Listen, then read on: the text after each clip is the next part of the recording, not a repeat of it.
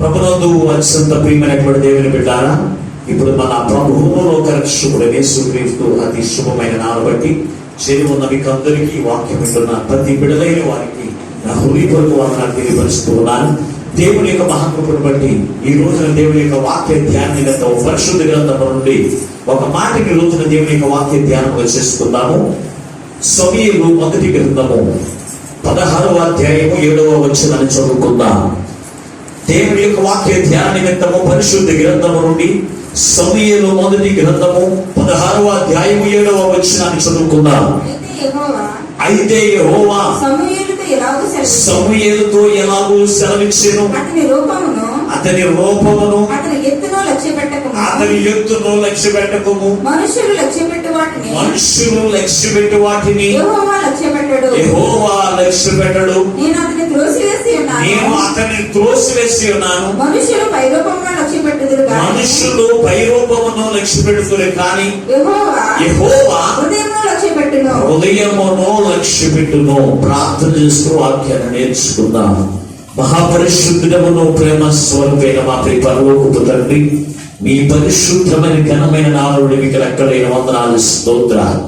గత కాలమంతని సజీవమైన రెక్కల చోటును భద్రపరిచి మరి యొక్క పునరుద్ధాన దినంలోకి మమ్మల్ని తోడుకుని వచ్చి మిమ్మల్ని స్తుతించడానికి ఆరాధించడానికి విరిచిన గొప్ప తరుణుడు బడి మీకు లెక్కలేని వందనాలు, స్తోత్రాలు. పాటల ద్వారా స్తుతి ఆరాధన ద్వారా మహిమ తెచ్చుకున్న దేవానికి వందనాలు, స్తోత్రాలు. యొక్క సమయంలో కొద్ది సమయాన్ని వాక్య భాగములు ధ్యానం చేస్తూ ఉండగా నీ దాసుని శిలువ చోటును మరుగుపరచండి.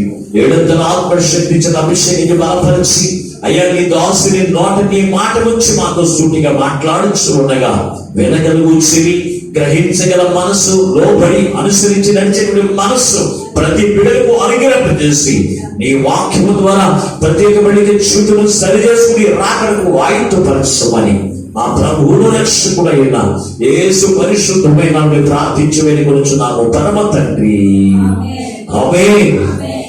దేవునికి స్తోత్రం. హల్లెలూయా, హల్లెలూయా. ప్రభునందు అత్యంత ప్రియమైనటువంటి దేవుని బిడ్డలారా, ఈ రోజున దేవుడు మనతో మాట్లాడుచున్న వాక్యము ఏమై ఉన్నది అని మనం ఆలోచన చేసినట్లయితే, దేవుడు మనం పైరూపము చూడే కానీ హృదయమును చూస్తాడు అనే వాక్యం ఈ రోజున దేవుని యొక్క వాక్య ధ్యానం చేసుకుందాం. ఈ మాటను ఎవరు పలుకుచుకున్నారు అంటే దేవుడైన యెహోవా సమూయేలు ప్రవక్తతో మాట్లాడుచున్న మాట. ఎందుకు ఈ మాట మాట్లాడవలసి వచ్చింది అని ఆలోచన చేస్తే, దేవుడైన యెహోవా సౌలును ఒక రాజుగా నియమించి ఆ రాజుగా తన యొక్క పరిపాలన కొనసాగిస్తూ ఉన్నప్పుడు దేవుడు అతనికి ఒక పని చెప్పాడు. ఏమిటో తెలుసు అంటే, నువ్వు పలానా దేశంలోనికి వెళ్ళి అక్కడ ఉన్నటువంటి దాన్ని అంతటి కూడా నాశనం చేసి ఆ దేశంలో నుంచి ఏది కూడా తీసుకురావద్దు అని చెప్పినప్పుడు ఇతడు సౌలు ప్రయాణం అయ్యండి ఏం చేస్తాడో తెలుసు అంటే, ఏమి తీసుకురావద్దని చెప్పినప్పటికీ కూడా దేవుని యొక్క మాటను పక్కన పెట్టి వేసి బలిష్టమైనటువంటి పశువులను, గొర్రెలను తీసుకుని అతను ఇంటికి తీసుకువచ్చినప్పుడు సమూయేలు ప్రవక్త దేవుడు మాట్లాడుచున్నాడు. ఇదిగో పనులు, ఇదిగో నీవు ఏర్పాటు చేసిన అభిషేకించినటువంటి సౌలు నా మాటకు అవిధేయత చూపించి నేనేది తీసుకురావద్దన్నప్పుడు నేను తీసుకుని వచ్చాడని సెలవిచ్చినప్పుడు సౌలు దగ్గరికి వెళ్ళినటువంటి ఈ సమూయేలు ప్రవక్త ఏమైనా మాట్లాడుతున్నాడు తెలుసు అంటే, బలులు అర్పించుడి కంటే దేవుని యొక్క మాట వినుట శ్రేష్టము అని చెప్పి అతనితో మాట్లాడుచున్న మాట, ఇదిగో ఇవి వినపడుతున్నటువంటి ఆ యొక్క గొడ్ల అరుపులను, ఆ యొక్క గొర్రెల అరుపులు ఎక్కడి నుంచి వస్తూ ఉన్నాయి, ఇవేమి కూడా తీసుకున్నావు చెబుతూ ఉన్నావు కదా, నీ రాజ్యము నీ యొక్క నిలవదు అని చెప్పి ఇంటికి వెళ్ళిపోయారు. వెళ్ళిపోయిన తర్వాత సమూయేలు ప్రవక్త అతను దేవుని నుంచి తొలగిపోయి దేవుని యొక్క మాట వినడానికి జీవితంలో సౌలు జీవితం ఉన్నప్పుడు సమూయేలు ప్రవక్తకు సంతోషం లేదు. మన జీవితంలో కూడా మనము కూడా అంతే. దేవుని యొక్క మాట మనం వినకుండా మనం జీవిస్తూ ఉన్నప్పుడు, దేవుని యొక్క మాట మనం వినకుండా మనం నడుచుకుంటూ ఉన్నప్పుడు అది దేవునికి ఎంత మాత్రం కూడా సంతోషం కాదు, దేవునికి దాసునికి అసలు కూడా సంతోషం కాదు. అటు రీతిగానే ఈ సమూయేలు ప్రవక్త ఇంటి దగ్గరికి వెళ్ళి ఎంతో ఏడుస్తూ ఉన్నాడంట. ఏడుస్తూ ఉన్నప్పుడు దేవుడు ఏమైనా మాట్లాడుతున్నాడో చూడండి ఒకసారి. ఆ మాట ఇప్పుడు చదువుదాము. మొదటి వచ్చిన చదువు ఒకసారి. ఈ సమూయేలు మొదటి గ్రంథం 16 మొదటి వచ్చిన. అతడు యెహోవా సమూయేలుతో ఎలాగూ సెలవిచ్చెను, ఇశ్రాయేలు మీద రాజుగా ఉండకుండా నేను విసర్జించిన సౌలును గురించి నువ్వు ఎంతకాలం ఏడుస్తూ ఉంటావు. చాలు ప్రభువులకు దేవుని పెట్టారా, యేసు ప్రభు అని దేవుని యొక్క మాట సౌలు వినలేదు. వినప్పుడు ఈ సౌలుని దేవుడు ఏం చేసాడు తెలిసి విసర్జించాడు. నువ్వు రాజుగా ఉండడానికి వీల్లేదు అని అతన్ని బయటికి తోసివేసినట్టు దేవుని పెట్టారా. విసర్జించిన వారి దగ్గరికి ఎవరి దగ్గరికి వెళ్ళాడంటే సమూయేలు ప్రవక్త. అయ్యో సౌలు ఎదుగు దేవుని యొక్క మాట వింటే బాగుండదు, దేవుని యొక్క మాట వింటే అతని రాజరిక మాత్రం ఉండదు, దేవునికి ఆశీర్వాదం వచ్చి నింపబడని అతను కూర్చి విచారిస్తూ ఉన్నట్టు, ఏడుస్తూ ఉన్నట్టు, అంగలారుస్తున్నటువంటి సమూయేలు ప్రవక్త దగ్గరికి వెళ్ళి దేవుడిని యెహోవా ఏమని మాట్లాడుతున్నాడు తెలుసా, నువ్వు ఎంత కాలము నేను విసర్జించిన వారిని కూర్చి నువ్వు ఏడుస్తూ ఉంటావు. ఇదిగో నువ్వు పలానటువంటి బెత్లెహేము వరకు వెళ్ళు, అక్కడ యెషయా అనేటువంటి వాడు ఉంటాడు, అతని దగ్గరికి వెళితే నేను నువ్వేమి చేయను నేను చెబుతానని చెప్పి సమూయేలు ప్రవక్తని ఎవరి దగ్గరికి పంపించాడంటే యెషయా దగ్గరికి పంపించినప్పుడు యెషయా దగ్గరికి వచ్చిన రాగానే దేవుడు ఏమొచ్చాడు తెలుసా, అతని యొక్క కుమారుడు నేను ఒక కుమారుని కోరుకున్నాను. ఇదిగో నువ్వు అతని దగ్గరికి ఎలా వెళ్ళాలో తెలుసా, ఒక తైలము కొమ్ము తీసుకుని ఆ తైలము దాని యొక్క కొమ్ములను నింపుకుని ఆ యొక్క యెషయా గృహం యొక్కకు వెళ్ళారంట. వెళ్ళినప్పుడు అతని యొక్క కుమారుడు ప్రథమ కుమారుడు అతని దగ్గరికి వచ్చాడు. చూడగానే సమూయేలు ప్రవక్త అతను చూశాడు. చూసిన వెంటనే ఏమనుకుంటే తెలుసా, ఇదిగో అతని యొక్క ముఖములో తేజస్సు, అతని యొక్క ముఖములో ఆ యొక్క బలము కలిగిన చూపును అతను జీవిస్తూ ఉన్నప్పుడు ఇతను రాజుగా ఉండడానికి ఒక సామర్థ్యం కలిగిన వాడు కనుక ఇతను దేవుడు కోరుకున్నాడని చెప్పి ఆలోచన చేసి అతను అభిషేకించడానికి వెళ్ళాడు. దేవుని బిడ్డ ఎవరికి సమూయేలు ప్రవక్త. సమూయేలు ప్రవక్త ఎటువంటి వాడు నీకు తెలుసా? సమూయేలు ప్రవక్త అనగానే అతనికి ఉన్నటువంటి బిరుదేడు తెలుసా అంటే దీర్ఘదర్శి అనేటువంటి బిరుదు ఉంది. దీర్ఘదర్శి అంటే ఏంటి? మనసులో ఉన్నదాన్ని కూడా చెప్పేటువంటి వాడు. అనగా జరగబోయేటువంటి సంగతులను కూర్చుని ఇతను చెప్పేటువంటి దర్శన భావము కలిగినటువంటి వాడు కనుక ఇతని ఒక బిరుదు పెట్టారు. ఏమిటా బిరుదు అంటే దీర్ఘదర్శి. పరిశుద్ధ గ్రంథంలో నుంచి ఆ మాట కోసం చదువుతాం ఒకసారి. సమూయేలు ఈ మొదటి గ్రంథంలోనే 9వ అధ్యాయం 19వ వచనాన్ని కూడా ఒక్కసారి చదువుతాం ఒకసారి. సమూయేలు మొదటి గ్రంథం 9వ అధ్యాయం 19వ వచనాన్ని. సమూయేలు సౌలుతో నేనే దీర్ఘదర్శిని, ఉన్నతమైన స్థలమునకు నాకు ముందు వెళ్ళుడి, మీరు నాతో కూడా భోజనం చేయవలెను. రేపు నీ మనసులో ఉన్నదంతయు నీకు నేను తెలియజేసి ఏమంటాడండి? మనసులో ఉన్నదంతా ఎవరు తెలుస్తారంట? సౌలు యొక్క మనసులో ఉన్నదంతా కూడా ఎవరు తెలియపరుస్తాడు? సమూయేలు ప్రవక్త తెలియపరుస్తారంటున్నాడు. అంటే ఇతను ఎవరి మనసులో ఏ ఉద్దేశం కలిగి ఉన్నారు, ఏ మనసులో ఎవరి చేత నింపబడి ఉన్నారు, ఇవన్నీ కూడా తెలుసుకున్నటువంటి వాడు ఎవరు అంటే దీర్ఘదర్శి పేరు కలిగినటువంటి సమూయేలు ప్రవక్త. అంటే మనసులో ఉన్నది ఎవరికి తెలుసు అంటే దేవునికి తప్ప ఇంకెవరికి కూడా తెలియదండి. అయితే ఇతను చూడగానే పైరూపమును చూసి అతని యొక్క మనసు ఏంటో తెలుసుకున్నట్లుగా సమూయేలు ప్రవక్త మాట్లాడుతూ ఉన్నాడు. ఇందులో ఒక రాజరికం యొక్క కనబడుతూ ఉంది కనుక దేవుడు కోరుకున్నటువంటి వాడు ఇతనే. అందుకే ఇతను నేను అభిషేకించాలని దగ్గరికి వెళ్ళబోతూ ఉన్నాడంట. వెళ్ళబోతూ ఉన్నప్పుడు దేవుడు మాట్లాడుతూ ఉన్నాడు. ఏమని తెలుసా? మరొకసారి పోనొచ్చిన చదువుతాను. అతను యెహోవా సమూయేలుతో ఎలాగూ సెలవిచ్చెను, అతని రూపమును అతని ఎత్తును లక్ష్య పెట్టకము. మనుషులు లక్ష్య పెట్టి వాటిని యెహోవా లక్ష్య పెట్టడు. నేను అతను త్రోసివేసి ఉన్నాను. మనుషులు పై రూపమును లక్ష్య పెట్టుదురు. కానీ ఇక్కడ 2 విషయాలు ఇక్కడ ఇమిడి ఉన్నాయి. ఒకటి, మనుషులు పై రూపాన్ని లక్ష్య పెడుతూ ఉంటారు. దేవుడైతే హృదయాన్ని లక్ష్య పెట్టేటువంటి దేవుని పెట్టారా? మనుషులు పై రూపము చూసి చాలా మంచి వారు అనుకుని నమ్మేసి మోసపోయినటువంటి వారు ఈ రోజున లోకంలో లేరా? అనేక మంది ఉన్నారు. పై రూపము, భక్తి రూపము, తెల్లని వస్త్రములు వేసుకుని ఎంతో భక్తిపరుడిగా ఒక క్రైస్తవుడిగా అక్కడ ఎంతో శాలబడి అయిపోతూ ఉంటాడు. కానీ రాత్రికాల సమయం అంతా కూడా తీసుకుని బాధలో కూర్చుని మందు తాగినటువంటి చూపులు జీవించేటువంటి వారి లోకంలో లేరా? అనేక మంది ఉన్నారు. ఈ లోకంలో చాలా మంది ఎలా కనబడుతూ ఉండదు తెలుసా? పైకి ఇతరుల యొక్క పేరు కోరుకున్నట్లుగా, ఇతరుల యొక్క మంచి చేసేటువంటి వారిగా పై రూపము కనబడుతుంది. కానీ ఆ మనిషి వెళ్ళిన వెంటనే గోతులు తవ్వి మనుషులు గోతులు పడేసేటువంటి వారు లేరా? అందుకే దేవుడు ఏమైనా మాట్లాడుతున్నాడు తెలుసా? దేవుడు చెబుతున్నటువంటి మాట, మీరు పై రూపము చూసి మోసపోవద్దు అని మాట్లాడుతూ ఉంటే ఈ రోజున మనం ఏం చేయగలుగుతున్నాం తెలుసా? పై రూపము చూసి దేవుడు మోసపోవద్దని కనుక పై రూపం చూసి నేనే మోసపోతానని మోసములు పడిపోయి తీరని నష్టాలు తెచ్చుకుని కష్టాలు పోయినటువంటి వారు ఈ రోజున అనేక మంది ఉన్నారు. నష్టం వచ్చిన తర్వాత, కష్టం వచ్చిన తర్వాత, ఇబ్బంది వచ్చిన తర్వాత ఏమి మాట్లాడతాం తెలుసా? అబ్బే ఎంతో నాతో ప్రేమగా ఉండేవాడండి, ఎంతో నాతో స్నేహం చేసేవాడండి, ఎంతో నా పేరు కోరుకున్నట్టే నాతో మాట్లాడేవాడు, అందుకే నా రహస్యాలన్నీ, హృదయ రహస్యాలను కూడా తిరిగి వచ్చాను, వాటిని కూడా అలుసుగా తీసుకున్నందుకు గోతులు పాడేశారు అని చెప్పుకొని బాధపడేటువంటి వారు ఈ రోజున ఎంతో మంది, అనేక మంది ఉన్నారు. దేవుని బిడ్డ, దేవుడు పైరూపం చూసి మోసపోతుందని చెప్తూ ఉన్నప్పటికీ ఎందుకు క్రైస్తవులైనటువంటి వారు పైరూపం చూసి మోసపోతున్నారు? ఏ రోజున ఆలోచన చేశారా ప్రియమైనటువంటి దేవుని బిడ్డ?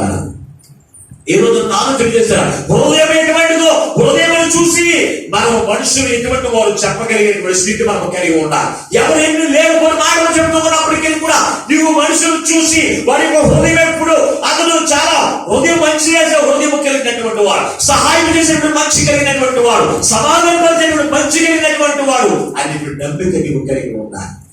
అటువంటి వారి గురించి ఎవరైనా అబద్ధ సాక్ష్యాలు చెప్తున్నప్పటికీ కూడా మనం నమ్మేయడానికి వీలు లేదు. హృదయం చూసి మనం నమ్మేటువంటి వారిగా ఉండాలి. అంతేకాని మనం పైరూపము చూసి మనం మోసపోవడానికి వీలు లేదు. పైరూపము చండాలంగా కనపడవచ్చు. నీ స్నేహితులు నీ యొక్క మంచి చేయడానికి కోరుకునేటువంటి వారు, నీకు సహాయం చేసేటువంటి వారు పైరూపము అందంగా లేకపోవచ్చు. అయినప్పటికీ కూడా పైరూపము చూసి నువ్వు మోసపోవడానికి వీలు లేదు. హృదయమును చూసి నువ్వేం చేయాలి తెలుసా? నువ్వు నమ్మేటువంటి స్థితిని కలిగి ఉండాలి. దేవుని బిడ్డ, పరిశుద్ధ గ్రంథంలో మనం చూసినట్లయితే అపోస్తలులైన యొక్క పౌలు యొక్క రూపం ఎటువంటిదో తెలుసా? అపోస్తలులైన పౌలు యొక్క రూపం ఎటువంటిదో చూడండి ఒకసారి పరిశుద్ధ గ్రంథంలో చూద్దాం. అపోస్తలుల కార్యముల గ్రంథము 5వ అధ్యాయము 12వ వచనం ఒకసారి చదవండమ్మా. అపోస్తలుల కార్యముల గ్రంథం మనుషులు కొరింథీయులకు రాసిన 2వ పత్రిక, 2వ పత్రిక 5వ అధ్యాయం 12వ వచనాన్ని.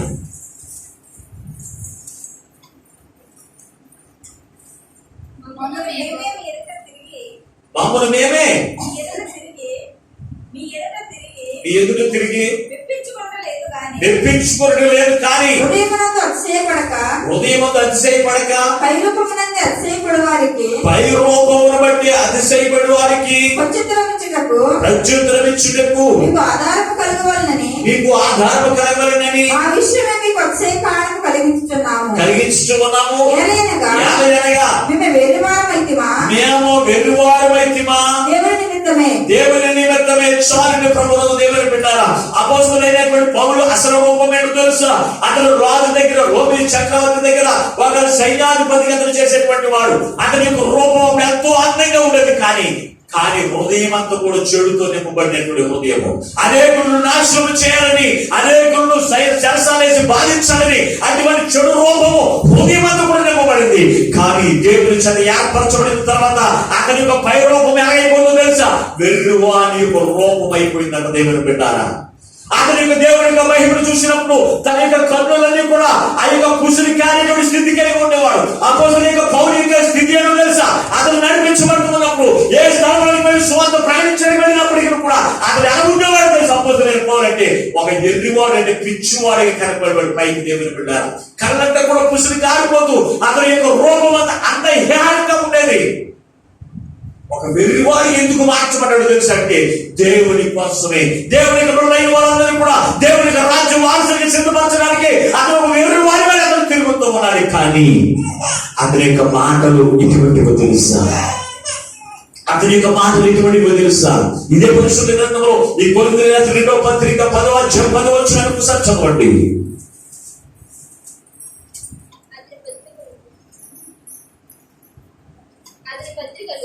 అతని పత్రికలు ఘనమైనవి, అతని పత్రికలు ఘనమైనవి, అతని పత్రికలు ఘనమైనవి, బలీయమైనవి ఉన్నవి. కానీ అతని శరీర రూపమునకు బలహీనుడు. అతని ప్రసంగము కోరగానిదని ఒకడు. అనును. అతని పత్రికలు ఎటువంటి తెలుసా? అతను చూడడానికి ఎటువంటి వాడు? ఒక వెర్రివాడిగా అతని యొక్క జీవితం అంతా కూడా, అతని శరీరం అంతా కూడా బలహీనమైనదిగా కనపడేవాడు దేవుడు పెట్టారా. కానీ ఆత్మ బలమైనది. అతని యొక్క హృదయంలో వచ్చినటువంటి మాటలు అనేకమైన ప్రజలైన వారికి ఉపయోగపరమైన కరమైనవి, అనేకమైన ప్రజలైన వారికి మేలుకరమైనవి, అనేకమైన ప్రజలైన వారికి అవి పరలోక రాజ్యం వారసుని సిద్ధపరిచే ప్రసంగాలు అతను మాట్లాడుతుంటే ఇశ్రాయేలు ప్రజలే కాదు, దేవుని యొక్క వాక్యం వింటున్న ప్రతి ఒక్క హృదయాలు వెలుగుతూ రగిలిపోతూ ఉండేవాడు. దేవుని కొరకు నేను బలపడాలి, దేవుని కొరకు నేను పని చేయాలి అది ఉద్రేకం కలిగించేవాడు తెలుసా ఆయన ప్రసంగాలు. పైరూపం ఎటువంటిది?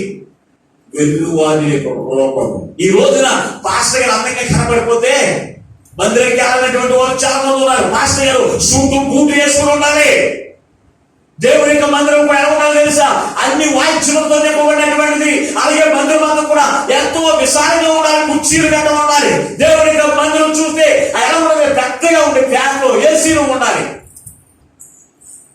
అలాగే పాస్టర్ గారు కూడా సూటు కూటేసుకుని అందంగా కనపడాలి, చుట్టూ గట్ట అంతా కూడా బాగా ఉండాలి. అటువంటి పాస్టర్ గారు ఉంటే మందిరానికి వెళ్ళేటువంటి వారు, పై రూపంలో చూసి వెళ్ళేటువంటి వారు ఈ రోజున లేకపోలేదు. ప్రభువు దేవుని పెట్టారా?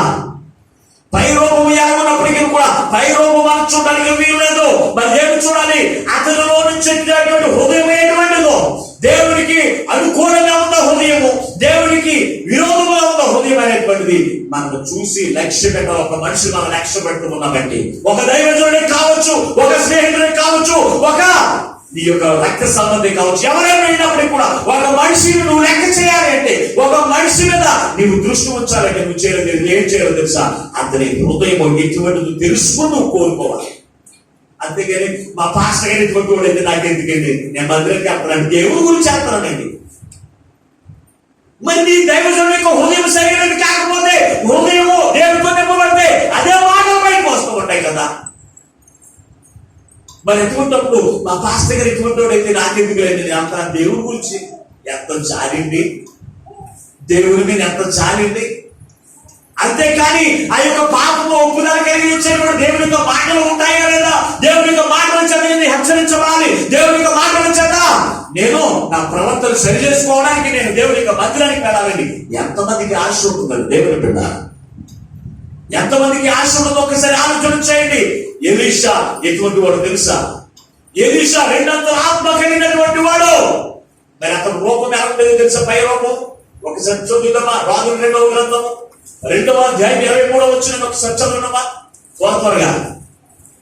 రాజుల 2వ గ్రంథము 2వ అధ్యాయం 23వ వచనాన్ని. అక్కడ నుండి అతడు బేతేలుకు ఎక్కి వెళ్ళను. అతను త్రోవను పోవచ్చుండగా వాళ్ళు పట్టణం నుండి వచ్చి బోడివాడ ఎక్కిపోమని అపహాస్యము చేయగా అతను వెనుకకు తిరిగి వారిని చూసి యెహోవా నామమును బట్టి వారిని శపించెను. అప్పుడు 2 ఆడ ఎలుగుబంటులు ఐదుగురు నుండి వచ్చి వేసి వారిలో 42 బాలులను చీల్చివేసేను. చాలండి. ఎలీషా ప్రవక్త ఎటువంటి వాడు తెలుసా? పోడివాడు, నెత్తి మీద ఎట్టుకుంటేవాడు కాదు, పోడుకునేసుకుంటేవాడు. దేవుడు పెట్టారా? ఈ పాస్టర్ గారు దైవజనుడు ఆయన తెలుసా? అతను ఏలియా ఆరోహణ అయిపోయిన తర్వాత అతను బేతేలు నుంచి ప్రయాణం వెళుతూ ఉన్నప్పుడు పిల్లలైన వారు యవనస్తులకు చాలా మందికి ఎటువంటి తెలుసా? మనుషులు చూసి ఒక్కలు పెట్టేటువంటి వారు ఇంటి దగ్గర కూర్చున్న వారు చాలా మంది ఉంటారు. వెళ్ళేటువంటి వాడు రూపం ఎలా ఉంది, అందంగా ఉండడం లేదా, లేకపోతే అతను ముక్కు ఎలా ఉంది, అతను మొహం ఎలా ఉంది, అతను జుట్టు ఎలా ఉంది అని చూసేటువంటి వాళ్ళు చాలా మంది ఉంటారు. లేకపోతే కుర్రోడు అది ఈ కుర్రలందరూ అక్కడ కూర్చున్నారంట. కూర్చున్నటువంటి పిల్లలందరూ కూడా ఏమో చూశారంటే ఈ దైవజనుడు చూశారంట. గోడు అంతా వెళ్తున్నారు దైవజనుడు. వెళ్తున్నటువంటి వాడు చూసి ఏమో మాట్లాడుతున్నారు తెలుసా? బోడివాడా బోడివాడా అని పిలుస్తూ ఉన్నారంట. ప్రభునందు ఏమన్నారా? పిలిచినప్పుడు ఏలియా అసలు రూపము లోపల రూపం ఏంటో తెలుసంటే 200 ఆత్మచేత నింపబడినటువంటి వాడు. అతనికి నోటి మాట ద్వారా ఏదైతే పలుకుతూ ఉన్నాడో అది నెరవేర్పును కలిగేసిన వాడు, దేవుని కలిగినటువంటి వాడు. ఏది ఎలిషా దేవుని పెట్టారా? అటువంటి ఆత్మచేత నింపబడినటువంటి వాడు రోడ్డు మీద వెళ్తూ ఉంటే ఆ పిల్లలు దేవుని ఆత్మచేత నింపబడినటువంటి దైవజనుడి యొక్క అసలు రూపము చూడకుండా పై రూపము చూసి బాసుపోయి ఏమైనా మాట్లాడుతున్నారు తెలుసా? ఓడివాడ ఓడివాడ.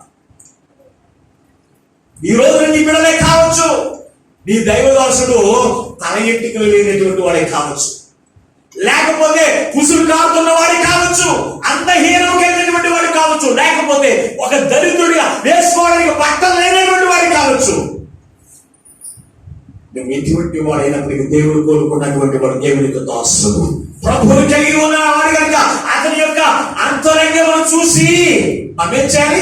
లక్ష్య పెట్టాలి. ఒక దైవజనుడి కావచ్చు, లేకపోతే నీ స్నేహితుడి కావచ్చు, ఎవరైనప్పటికీ కూడా నువ్వు ఒక మనిషిని లక్ష్య పెట్టే వారిగా ఉన్నారంటే వారి హృదయం చూసి నువ్వు లక్ష్య పెట్టాలి. అంతేకాని పనికి రాని వాడిని, పనికి మాని వాడిని నువ్వు లక్ష్య పెట్టి నీ జీవితంలో కష్టాలు తెచ్చుకోవడానికి వీల్లేదు.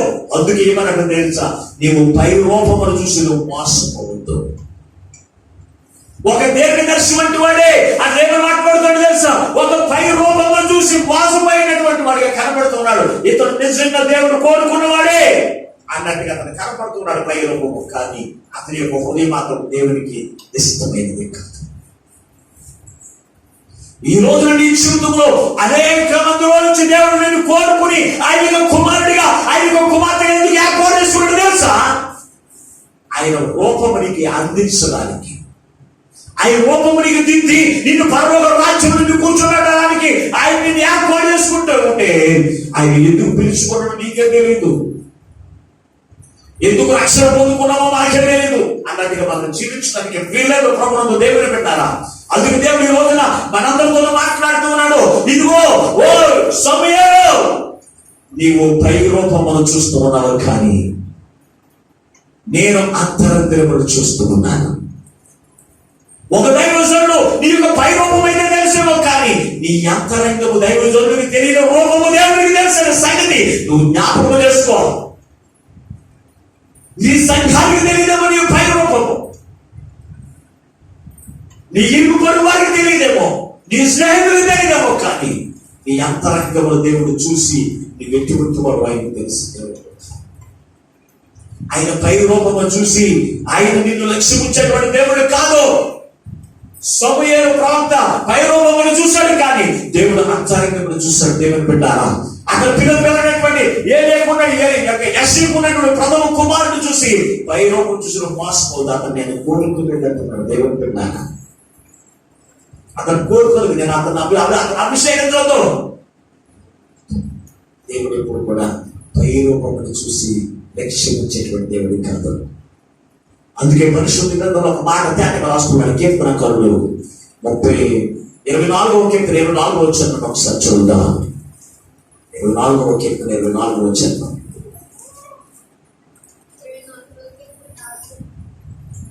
మనం చదువుకున్న పెట్టి చదవరా?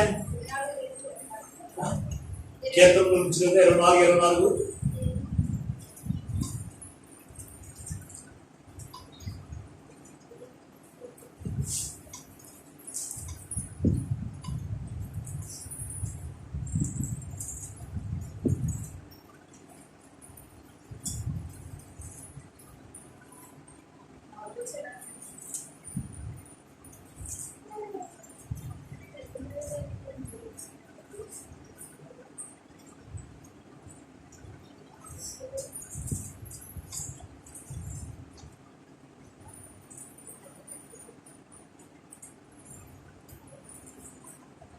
చెప్పి 147వ కీర్తన 147వ కీర్తన 10-11 చదువుతాం. 147వ కీర్తన 10-11 చదవాలి. గుర్రముల బలమునందు ఆయన సంతోషించడు, నరుల కాలి యొక్క సత్తువయందు ఆయన ఆయన ఆనందించడు. తన యందు భయభక్తులు గల వారి యందు, తన యందు భయభక్తులు కావారి యందు, తన కృప కొరకు కనిపెట్టి వారి తన యందు, కృప కొరకు కనిపెట్టి వారి యందు యెహోవా ఆనందించువాడై యెహోవా ఆనందించు వాడైనాడు. ప్రభునందు దేవుని బిడ్డ, ఈ చొరబడి యొక్క వాక్యం చూడండి. కులముల పరమయందు ఆయన సంతోషించడు. అంటే నీకున్నటువంటి ఆస్తి పాస్తులు బట్టి దేవుడు నిన్ను కోరుకోవట్లేదు. దేవుని బిడ్డ, నీకున్నటువంటి ఆస్తి పాస్తులను బట్టి దేవుడు నిన్ను కోరుకోవట్లేదు. అంతేకాదు అక్కడ మాట్లాడుతున్న మాట చూడండి, నరుల కాని సొత్తువయందు ఆయన ఆనందించలేదు.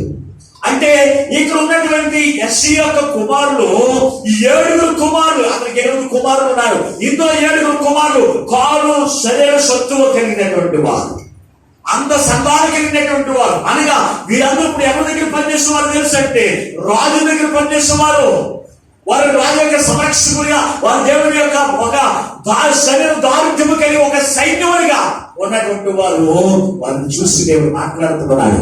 దేవుడు ఎప్పుడు కూడా కుర్రముల యొక్క పరమ కలిగినటువంటి వారిని కాదు, కానీ నరుల యొక్క కారు సత్తువ కలిగినటువంటి వారి యందు కూడా దేవుడు లక్ష్యం ఉంచాడంట. మరి ఎవరి యందు లక్ష్యం ఉంచుతాడో, ఎవరి యందు ఆనందిస్తాడంట, ఆయన కృప కొరకు ఎవరైతే కనిపెడుతూ ఉంటారో, ఆయన ఎవరైతే భయభక్తులు కలిగి ఉంటారో వారి యందు ఆయన లక్ష్యం ఉంచుతాడు. వారిని మాత్రమే కోరుకుంటారు. దేవుడు బిడ్డ, ఈ రోజున దేవుడు మనతో మాట్లాడుతున్న మాట ఎవరిని కోరుకున్నాడు తెలుసా? శరీర ఆరోగ్యము, రాజరికము కలిగిన సామర్థ్యము కలిగిన వారిని దేవుడు కోరుకోలేడు. మరి ఎవరిని కోరుకున్నాడు? గొర్రెలు కాచుకుంటూ ఉన్నాడంటే ఎక్కడో గొర్రెలు కాచుకుంటూ ఉన్నాడు. ఒక ఎన్నిక లేని వాడిగా అతను అసలు పట్టించుకునేవాడు కాదు.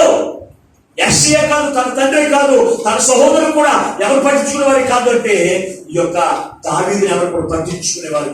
నీ కుమారుడు తీసుకురా అన్నప్పుడు ఆ 7 కుమారులు తీసుకొచ్చి ఒక్కొక్కరిని తీసుకొచ్చి నిలబెడుతూ ఉన్నాడు. వీరు మరి ఎవరు కూడా కోరుకోలేదని దేవుడు మాట్లాడుతూ ఉంటే అప్పుడంట సుమీరు ప్రవక్తకి ఎంతో వేదన వచ్చిందంట. వేదన వచ్చి ఇతను కోరుకోలేదన్నప్పుడు, ఓ యేషయా, ఇదిగో మీరు తప్ప నీకు ఇంకా కుమారులు ఎవరు లేరా అని అడిగినప్పుడు ఎవరో ఒకడున్నాడు. అతను రాజరికానికి సరిపడ సామర్థ్యం లేనటువంటి వాడు. గొర్రెలు కాచుకుంటూ ఉన్నాడు. అన్నాడు, ఓ బాబు, ఇంతవరకు ఎందుకు చెప్పలేదు? అతన్ని తీసుకున్నాయలే, ఏమో అతను ఎక్కడో ఉన్నాడు, అతను తీసుకొచ్చడానికి ఆలస్యం అవుతుంది అన్నప్పుడు, ఆలస్యమైన పర్వాలేదు, నేను ఇక్కడే కూర్చున్నాను, అతను తీసుకున్నా అన్నాడు. తీసుకుని వచ్చినప్పుడు ఇంకా దావీదు దగ్గరికి కూడా రాలేదంట. రాకుండా దావీదుని చూసి ఆయన మాట్లాడుతున్నమాట, ఇదిగో నేను కోరుకున్నవాడు అతనే. అతను అభిషేకించాడు. మరి దావీదుని ఏ రూపంలో చూసి దేవుడు కోరుకున్నాడు తెలుసు అంటే అతని హృదయంలో చూసి దేవుడు కోరుకున్నాడు. పై రూపంలో చూసి దావీదుని కోరుకోలేదు దేవుడు. ఈ రోజు నీ దైవదాసునే కావచ్చు, నిన్నే కావచ్చు, ఎవరైనప్పటికీ కూడా దేవుడు కోరుకున్నాడంటే దానికి కారణం నీ పై రూపంలో చూసి దేవుడు నిన్ను కోరుకోలేదు. నీ అంతరంగంలో చూసి దేవుడు కోరుకుని ఆయన కుమారుడిగా, ఆయన కుమార్తెగా ఆయన ఏర్పాటు చేసుకుని ఆయన పని కొరకు వాడుకోవడం ఎందుకు తెలుసా అంటే ఆయన నిన్ను నన్ను కూడా కోరుకున్నాడు. దేవుడు తిన్నాడు. ఒక దైవదాసుడు నిన్ను కోరుకోవడం కాదు. పాస్టర్ గారిని రాకపోతే ఊరుకోడు, పాస్టర్ గారిని రాకపోతే ఆనందం జరిగినట్లుగా ఉండదు అనుకోవడానికి వీలేదు. ఒక దైవ దాసుడు నిన్ను కోరుకోవడం ద్వారా నీకు ప్రయోజనమైన దేవుడు నిన్ను కోరుకున్నది. ఈ రోజున కోరుకున్నాడు కుమార్తెగా నిన్ను కోరుకుని ఆయనకు రూపము నీకు ఇవ్వడానికి ఆయన కోరుకున్నాడు. ఆయన పర్వక రాజ్యం కూర్చోబెట్టడానికి. కనుక నువ్వు పై రూపం చూడడానికి వీల్లేదు. పై రూపం చూడడానికి వీల్లేదు. ఎవరు పెట్టాలి? ఒక సహోదరి, ఒక దైవదాసుడు ఒక ఫ్లైట్ లో ఇంకో దేశం నుంచి ఇంకో దేశానికి ప్రయాణమై వస్తూ ఉన్నారంట. ప్రయాణం వస్తూ ఉన్నప్పుడు ఆ దైవదాసుని దగ్గర ఒక సహోదరి కనపడింది. ఆ ఫ్లైట్ లో ఒక అధికారి ఉన్నటువంటి ఒక స్త్రీ, ఆమెనైతే ఈయన చూడలేదు కానీ ఈ దైవదాసుని మాత్రము ఆ కుమార్తె చూసింది. చూసి అతను చూసి ఒక దైవదాసుని జ్ఞాపకం చేసుకుంది. అయిపోయిన తర్వాత ఫ్లైట్ దిగిన తర్వాత ఈమె ఆ ఫ్లైట్ దిగి వచ్చివేసి ఏం చేస్తుందో తెలుస్తుంది, తన వస్త్రాలను కూడా మార్చేసుకుని బాత్రూమ్ కడుగుతూ ఉందంట. బాత్రూమ్ కడుగుతూ ఉండగా ఈ దేవుని దాసుడు ఛాయ్ అక్కడి నుంచి వస్తూ ఉన్నాడు. వచ్చినప్పుడు ఇక దాసు దగ్గరికి వచ్చి ఈమె బాధలను కడిగేసి బయటకు వచ్చిన్నాడు. బయటికి రాగానే ఈయన చూసి ఈమె వందనాలు తెలియపరుస్తున్నారు. వందనాలు చెప్పినప్పుడు ఈమె ఎవరో నేను ఎప్పుడు ఈమె చూడలేదు, ఈమె నాకు వందనాలు చెప్తూ ఉంది అని చెప్పి, అమ్మా ఇదిగో వందనాలు అన్నా, నేనేమో నీకు తెలుసా అని అడిగాను. తెలుసయ్యా అన్నారు. ఎలా తెలుసు నీకు, నన్ను ఎప్పుడు చూసాను అన్నప్పుడు, అయ్యా ఇప్పుడు వచ్చేప్పుడు ఫ్లైట్ లో మీరు నేను ఇక్కడ ప్రయాణం చేసి వచ్చాము, ఇదిగో నాకు డ్యూటీ అయిపోయింది. డ్యూటీ అయిపోయిన తర్వాత నేను దేవుని యొక్క రక్షణ పొందిన కుమార్తెను, నేను దేవుని యొక్క పని చేయకపోతే మాత్రము నాకు ఎంత మాత్రం కూడా మనసు బాగోదయ్యా. ఏదో ఒక పని నేను చేయాలి, ఏదో ఒక సేవ నేను చేయాలి. ఇదిగో ఇక్కడ అనేక మంది రోగాలు రాకుండా ఈ యొక్క బాత్రూమ్ కలిగి నేను ఇంటికి పెడుతున్నాను అన్నప్పుడు ఈమె పైరూపం నెలవదో తెలుసు చూడటానికి ఒక బాత్రూమ్ కలిగి కుమార్తెగా ఉంది. ఆమె యొక్క అంతరంగం ఎటువంటి తెలుసా, దేవుని యొక్క ప్రేమ చేత నింపబడినటువంటి కుమార్తెగా ఆమె ముందు. దేవుని బిడ్డారా, ఈ రోజు నువ్వు దేవుని యొక్క రక్షణ పొందిన నీవు ఈ పైరూపము క్రైస్తవులకు తెగలో కాదు, నీ అంతరంగంలో ఉన్నది తెలుసా, దేవుని యొక్క పోలిక, దేవుని యొక్క ప్రేమ ఈ హృదయంలో కనపడాలి. అదే క్రైస్తవం. దేవుని బిడ్డ పైరూపం ఎలాగున్నా పర్వాలేదు, నీ పైరూపము ఇదిగో చూడడానికి అంత హీరంగా వచ్చేమో. దేవుని పెట్టాను ఈ అంతరంగాన్ని ఎప్పుడు నూతన పరుచుకుంటూనే ఉండాలి. దేవుని పెట్టాలి అంతరంగ సౌందర్యాన్ని నువ్వు మెరుగుపరుచుకుంటూనే ఉండాలి. అంతేకాని నువ్వు పైరూపము చూసి నువ్వు మోసపోవడానికి వీలేదు. అందుకే యేసు ప్రభువారు ఆయన ఈ లోకంలో జీవిస్తున్నప్పుడు ఆయన రాకడకు సూచనలు చెబితే మాట్లాడుతున్నాడు తెలుసా, నా పేరట అనేక మంది అబద్ధ క్రీస్తులు మీ మధ్యలోకి వస్తారు. మత్తయి రాసిన సువార్త 24 వచ్చిన మత్తయి రాసిన సువార్త 24 వచ్చినది.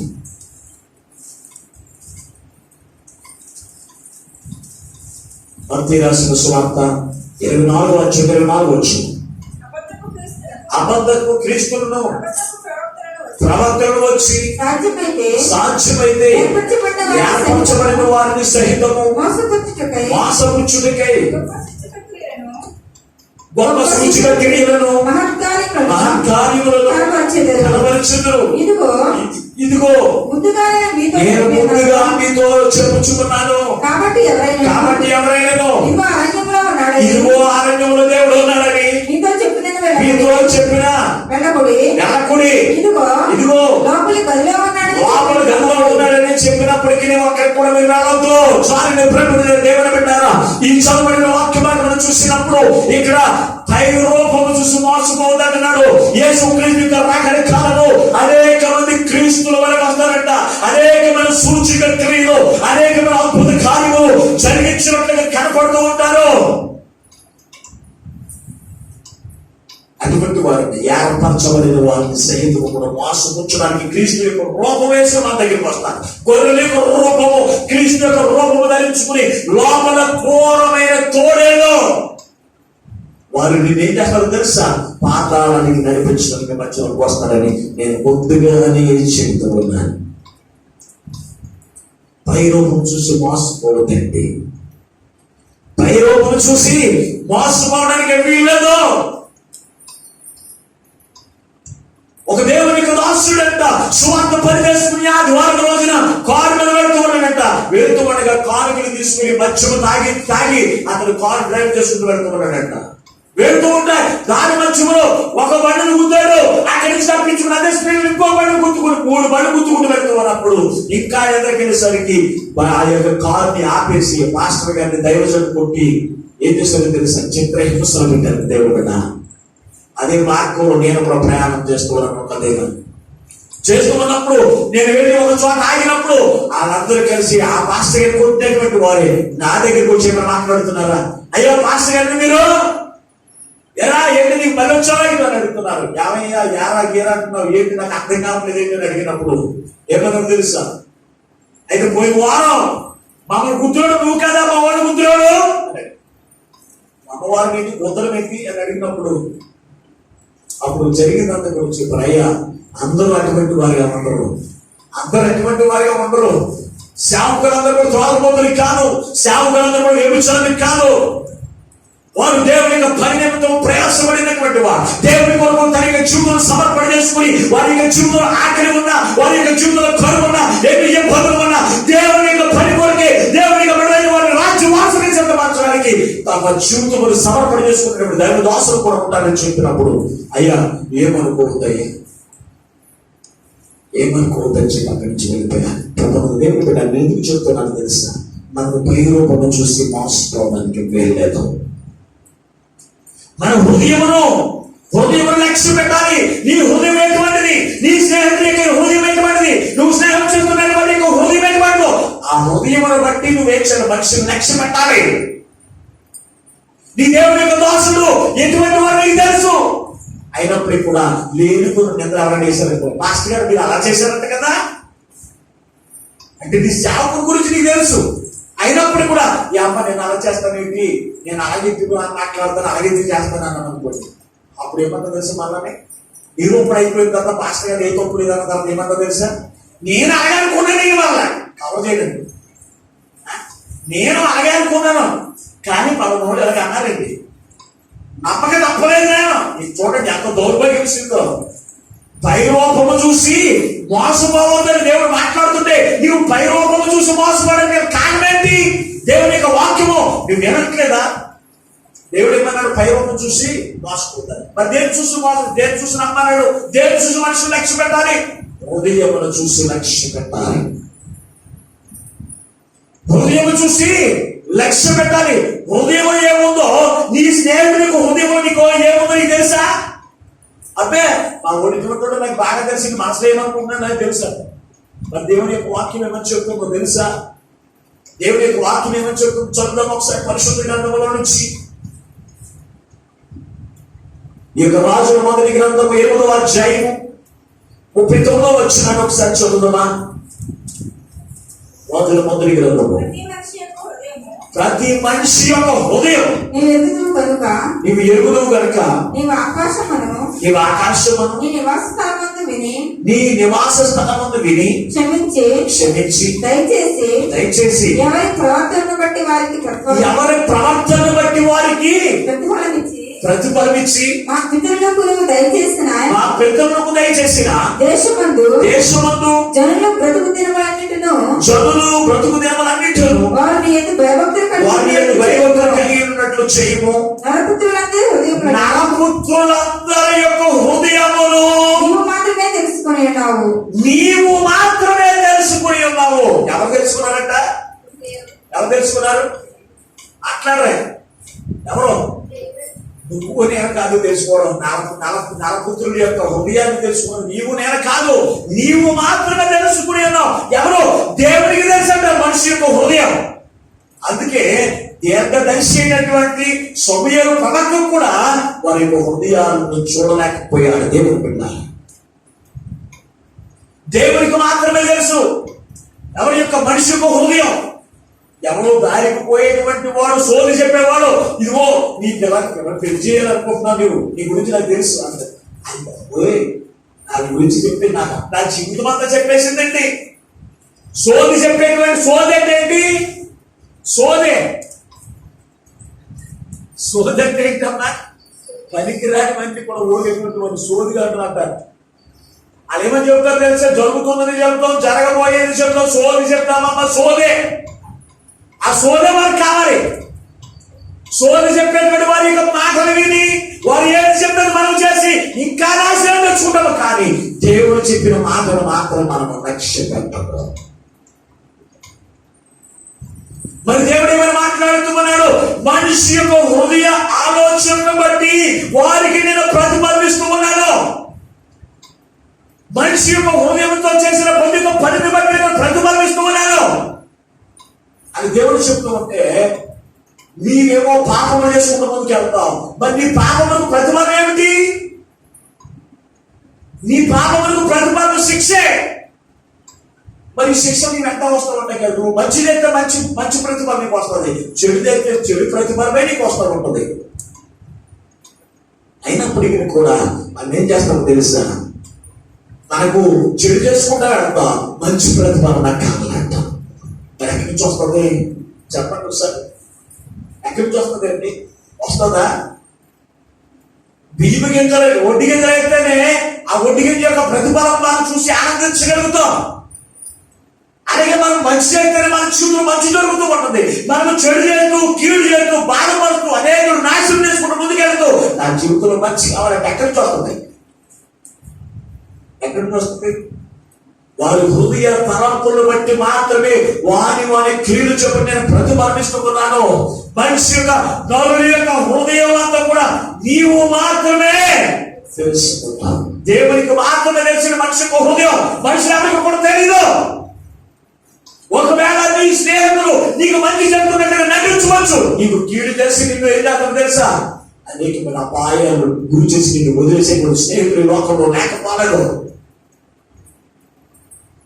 మనప్పుడు దేవుడు ఎంత క్లియర్గా పైరోమము చూసి మోసపోవద్దు, పైరోమము చూసి మోసపోవద్దు. హృదయమును తెలుసుకుని హృదయమును గ్రహించి నువ్వు లక్ష్యముంచు ప్రతి మనిషి యందు కూడా. దావీదు యొక్క లక్ష్యం వచ్చినట్టుగా కారణం ఏంటో తెలుసా? దావీదు యొక్క హృదయము దేవుని యొక్క దృష్టిలో నీతి కలిగిన హృదయము. దావీదు యొక్క హృదయము దేవుని దృష్టిలో ఎవరికి తెలుసా? దేవునికి ఇష్టమైన హృదయం కలది. దేవుడి యొక్క కృప కొరకు, దేవుని యొక్క దయ కొరకు, దేవుని యొక్క కరుణ కొరకు, దేవుని యొక్క భయభక్తులైన జీవితంలో అతను కలిగి ఉన్నాడు కనుక అతన్ని దేవుడు కోరుకున్నాడు. దేవుని యొక్క ప్రజలైన వారు పరిపాలించడానికి, దేవుని యొక్క ప్రజలైన వారు నడిపించడానికి అతను హృదయం బట్టి దేవుడు ఏర్పాటు చేస్తున్నాడు. ఒక రాజుగా అభిషేకించడానికి దేవుడు విన్నారా? ఈ రోజున నీ జీవితంలో నరుల యొక్క హృదయము ఎవరికి తెలియదని దేవునికి వాక్యం చెబుతుంటే, ఎవరో ఒక్కొక్క భాషలో ఈ రోజున సంఘాభివృద్ధి కొరకు దేని కూడా మాట చెప్తున్నారు. ఇదిగో నువ్వు పలానా సమస్యతో ఉన్నావు, దేవుడు నాకు చూపించాడు. మరి దీర్ఘదర్శిగా దేవుడు ఎందుకు చూపించలేదు? అయినప్పటికీ మాకు అలవాట్లతో తెలుసా? ఆయన వేషం వేసుకుని వచ్చి చెప్పేటువంటి మోసగాని యొక్క మాటలు మన విని దేవుడి యొక్క మాటలు పక్కన పెట్టి వారి మాటలు చెప్పి జీవించి మన జీవితం తీరని కష్టాలు తెచ్చుకుని నష్టాలు పాలైపోయినటువంటి జీవితం ఎందుకంటే మనకి ఒక్కసారి ఆలోచన వచ్చాయి, ఒక్కసారి ఆలోచన వచ్చాయి. ప్రియమైనటువంటి వధువు సంగమా, నరుని హృదయమును నీటి లోతు ఎవరికి తెలియదు. నీరు లోతు ఎవరికైనా తెలుసా? ఎవరికైనా తెలుసా? సముద్రం లోతు ఎంత ఉంది ఎవరికైనా తెలుసా? చూడడానికి ఎంతో అందంగా కనపడుతుంది సముద్రం, అందులో దిగితే తెలుస్తుంది లోతు ఎంత. చూడడానికి ఎంతో లోతులైన దిగని కనపడుతుంది, అయితే దిగితే తెలుస్తుంది దాని లోతు ఎంత. పురుగుపోయి చచ్చిపోయినటువంటి వారు అనేక మంది ఉన్నారు.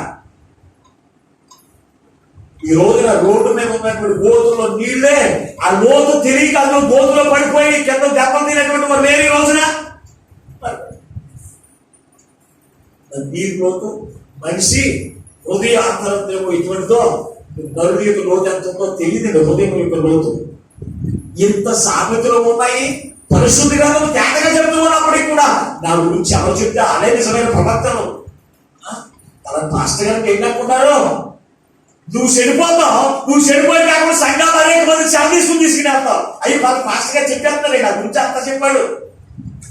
చెప్పిన ఏమైంది జీవితం? వారి మాటలు నాశనం ప్రేమ నాశనం అయిపోయి జీవితం చెప్పడం వల్ల ఇంకొకరికి చెప్పిన మాట చెప్పి ఇంకో 10 మందిని తీసుకుని వెళ్తారు. వీళ్ళు నష్టపోయేది కాకుండా అనేక మంది నష్టాలు పాలు చేసి కష్టాలు పాలు చేసుకునేటువంటి జీవితం జీవించడానికి వీల్లేదు. మరి దావీదైతే దేవునికి ఇష్టమైన హృదయం కలిగినటువంటి వాడిగా దావీదు యొక్క జీవితము అతని హృదయము దేవుని యొక్క దృష్టిలో ఇష్టమైనదిగా ఉన్నప్పుడు దేవుని యొక్క ఆశీర్వాదం కూడా మనం నింపబడతాం. మన హృదయం యథార్థంగా ఉండాలి. దేవుడు మన హృదయం పరిశోధిస్తూ ఉన్నాడని, దేవుడు మన హృదయంలో పరిశీలించి తెలుసుకుంటూ ఉన్నాడనే సంగతిని జ్ఞాపకం చేసుకుని నీ హృదయము చెడుతో నింపడానికి నింపబడడానికి వీలు. అందుకే దావీదు తన కుమారుడు దేవుడు మాట్లాడుతుందో తెలుసా? చదువుదాం ఒకసారి పరిశుద్ధ గ్రంథం వచ్చి దినవృత్తాంతములు 1వ గ్రంథము 28వ అధ్యాయం 9వ వచనాన్ని. దినవృత్తాంతములు 1వ గ్రంథము 28వ అధ్యాయము 9వ వచనం ఒకసారి చదువుదాం. సొలొమోనా నా కుమారుడా, నీ తండ్రి యొక్క దేవుడైన యెహోవా, నీ తండ్రి యొక్క దేవుడైన యెహోవా, నీ తండ్రి యొక్క దేవుడైన యెహోవా అందరి హృదయములను పరిశోధించువాడు, అందరి హృదయములను పరిశోధించువాడు ఆలోచనలన్నిటిని సంకల్పములన్నిటిని ఎరిగిన వాడునై ఉన్నాడు. నీవు ఆయనను తెలుసుకుని హృదయపూర్వకముగా మనస్పూర్వకముగా ఆయన సేవించుము. ఆయన వెతికిన యెడల ఆయనకు ప్రత్యక్షమగును. నీకు ప్రత్యక్షమగును. నీవు ఆయన విసర్జించిన యెడల ఆయన నిత్యముగా త్రోసివేయును. ఆయన నిన్ను నిత్యముగా త్రోసివేస్తాడు. సౌలు దేవుని యొక్క మాటను విసర్జించమని జీవించాడు. అతని జీవితంలో రాజు కింద ఉండకుండా త్రోసివేశాడు సౌలు దేవుడు. అందుకే ఆ అనుభవం కలిగినటువంటి దావీదు, ఆ అనుభవం చూసినటువంటి దావీదు ఏమని మాట్లాడుతున్నాడో, నా కుమారుడు సొలొమోనా, దేవుడు హృదయాంతరంగములను పరిశోధించినటువంటి దేవుడు, ఆయన హృదయం బట్టి ప్రతిఫలిస్తాడు. కనుక నీ పూర్ణ హృదయముతో దేవుని అనుసరించవయ్యా, నీ పూర్ణ ఆత్మతో దేవుని ఆరాధన చెయ్యి.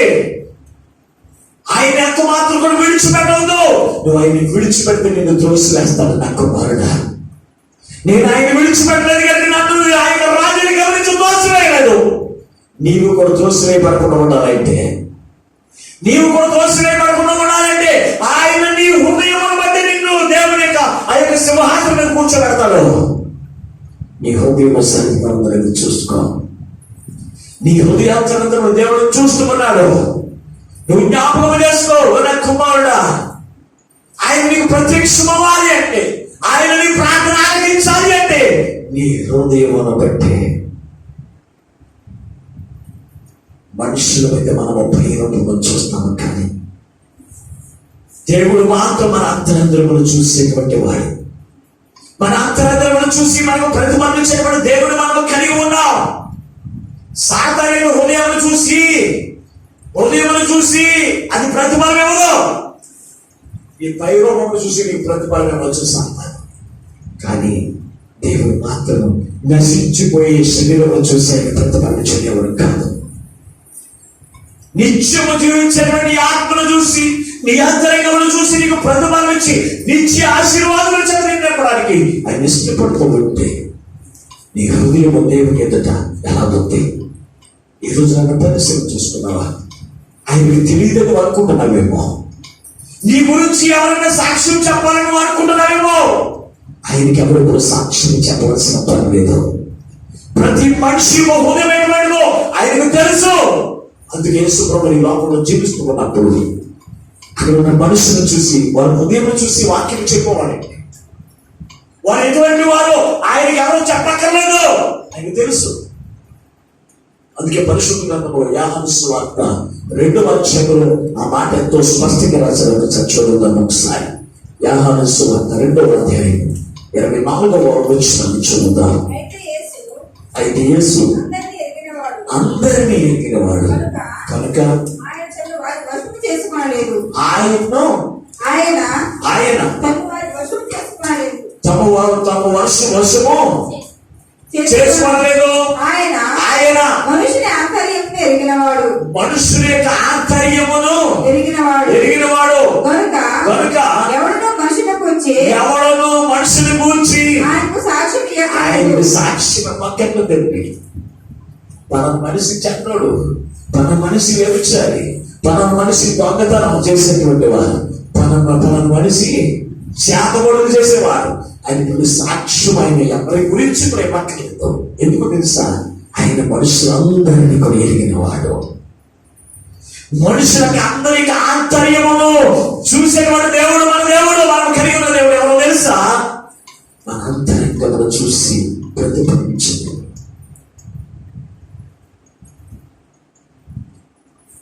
మనం వాడు నేను ప్రార్థనకు రాకపోతే మట్టుకు నేను పక్కన గుడికి వెళ్ళానని చెప్పి ఎవరు చెప్పారు? మాస్టర్ ఒకవేళ దైవదాసులకు ఒకవేళ తెలిసిన తర్వాత అడిగారు అనుకోండి, మాస్టర్ గారు కూడా చెప్తారు నేను గుడికి వెళ్ళానని, నేను దొంగతనం చేశాను మాస్టర్ గారు చెప్తారా? ఎవరు చెప్పారని వారి గురించి ఎందుకు అన్న కూతురు తిట్టేటువంటి క్రైస్తవులు ఈ రోజున లోకంలో లేరా?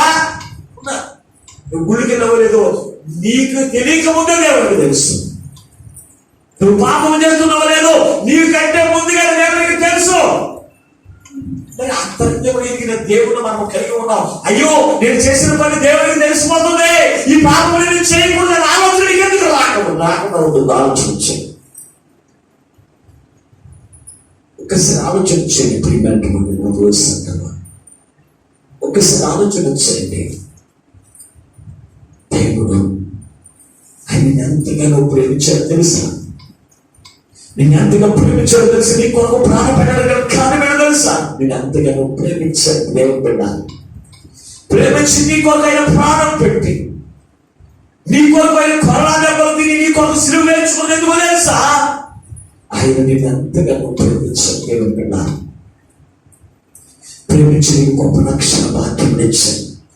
ఆయన కుమార్తెగా, ఆయన కుమారుడుగా, ఆయన సొత్తైన జనాంగంగా చేసుకుని దేవుడు నిన్ను కోరుకుంటే నీవు ఆయన రూపంలోకి ఎందుకు రావట్లేదు? ఆయన స్వారూప్యంలోకి ఎందుకు మార్చబడట్లేదు? నీ పాత స్వభావం, నీ పాత ఆలోచనలు, నీ ఉద్దేశంలో దేవుడికి అయిష్టంగా ఉండవచ్చు. ఆయన కుమారుడిగా, ఆయన కుమార్తెగా స్వీకరించబడిన తర్వాత ఆయన రూపం నీ యొద్ద రావద్దా? నీ యొద్ద ఏర్పడొద్దా? ఆలోచించేది ప్రభుత్వ దేవుని బిడ్డ. అందుకే సమీరు ప్రాంతంలో మాట్లాడుతూ ఉన్నాడు, నువ్వు పై రూపము చూసి లక్ష్యమవద్దు, హృదయమును ఎరిగి హృదయాంతరములను పరిశోధించలేవు నేనైనాను, ఇదిగో అతను నేను కోరుకోలేదు అని చెప్తూ ఉన్నప్పుడు అలాగే 7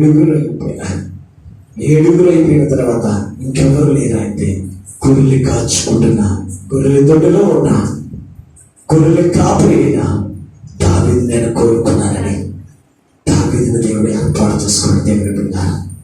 ఈ రోజున నీ దాసులు ఎటువంటి వాడే కావచ్చు, నీ దాసులు ఏమి లేని వాడు కావచ్చు, నీ దాసులు అందహీనంగా ఉండవచ్చు.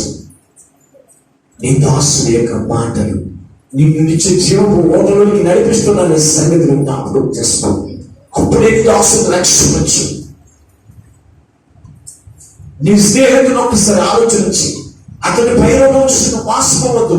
అతని హృదయము ఎటువంటిది? మేలు చేసే హృదయమా, కీడు చేసే హృదయమా, మోసం చేసే హృదయమా, లేకపోతే నీకు మేలు కలిగజేసే హృదయమా? దాన్ని చూసి లక్షించండి. అప్పుడే నీ జీవితంలో మోసపోవు, నీ జీవితంలో నష్టపోవు, నీ జీవితంలో దేవుని యొక్క కుమారుడిగా, దేవుని యొక్క కుమార్తెగా సర్వ సౌభాగ్యమైన దేవుని జీవితంలో జీవించాలి అంటే నీ హృదయము దేవుని ఎదుట ఎలాగుంది ఒకసారి ఆలోచించు.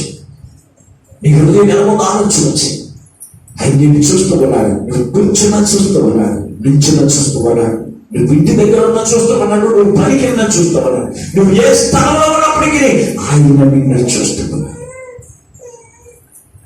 కనుక దేవుని బిడ్డాలా, ఆయన హృదయమును బట్టి, హృదయ తలాపును బట్టి ఆయన ప్రతిఫలం చేయమని గ్రహించి, నీ హృదయము సరైనది లేకపోతే నీవు పొందుకున్న ప్రతిఫలమును బట్టి నువ్వు వేధించబడుతున్నావేమో, బాధించబడుతున్నావేమో, ఈ రోజున తీర్మానం చేసుకో. అయ్యా, నా హృదయం ఎదురు సరైనది కానందులే నీ కాపుగా నన్ను పొందకలేకపోతున్నాను, నీ సహాయం నేను పొందుకోలేకపోతున్నాను, నీ దీవెన నేను పొందుకోలేకపోతున్నాను. అది ఈ రోజు నాతో మాట్లాడాను. ఈ రోజు మొదలుకున్నాయా నా పై రూపమును సరి చేసుకోవడం కాదు, నా అంతరంగ స్వభావాన్ని కలిగి మార్చుకుంటూ నా అంతరంగమును దినదినము అభివృద్ధి పరుచుకునే కృపను నాకు దయచేదని ఎందరైతే అడుగుతారు ఆ పరిశుద్ధాత్మ దేవుడు వారందరి హృదయములు మార్చి నూతనమైన స్వభావం చెంది నింపి దేవునికి ఇష్టమైన స్వభావం, దేవుడు మెచ్చిన స్వభావం అనుగ్రహం చేసి ఆయన ఇచ్చిన ఆశీర్వాదములకు వారసులకు సిద్ధపరిచి ఆయనే మహిమ పొందును గాక. ఆమేన్. ప్రార్థన చేసుకుందాం, మోకరించండి. మమ్మల్ని శాశ్వతమైన ప్రేమతో ప్రేమిస్తూ మా కొరకు ప్రార్థనని యేసయ్యా మీకు లెక్కలేని వందనాలు, స్తోత్రం. అయ్యా, ఇంతవరకు విలువైన మాటలతో, నీ బలమైన మాటలతో మాతో మాట్లాడి మమ్మల్ని బలపరిచిన మీకు లెక్కలేని వందనాలు, స్తోత్రం. మీరు పై రూపము చూసి మోసపోవద్దు, అంతరంగంలో చూసి లక్ష్యం వచ్చండి. ఏ మనుషులైనా కావచ్చు, ఏ స్నేహితుడైనా కావచ్చు, ఏ సేవకుడైనా కావచ్చు, వారి పైరూపను చూసి వాసం పొందుతాం. అంతరంగము చూసి లక్ష్యం వచ్చి నువ్వు ముందుకు కొనసాగితే దేవుని ఆశీర్వాదములకు వారసులుగా ఉంటాను. ఈ రోజున మాతో మాట్లాడాలి. ఇంతవరకు ఏ పిల్లలైతే హృదయమును అభివృద్ధి పరచుకోక, హృదయము ఇంకేమో వాసపరచుకుంటూ జీవిస్తూ ఉన్నట్లయితే, ఈ రోజు నేను తీర్మానం చేసుకున్న ప్రతి ఒక్క బిడ్డ హృదయంలో అయ్యా నూతనమైన స్వభావములు ప్రతి బిడ్డకు కనిపించేయండి. నూతనమైన స్వభావములు ప్రతి బిడ్డకు అనుగ్రహింపజేసి నీకు ఇష్టమైన రూపముగా మనిషి అయినా అయ్యా ఇదిగో నీ ఆశీర్వాదములకు వారసులుగా ప్రతి బిడ్డను సిద్ధపరిచి మీరు మహిమను పొందమని యేసు పరిశుద్ధమైన నామములో ప్రార్థించి వేడుకొనుచున్నాము పరమ తండ్రి. ఆమేన్. దేవుడు మిమ్మల్ని అందరినీ దీవించును గాక. ఆమేన్.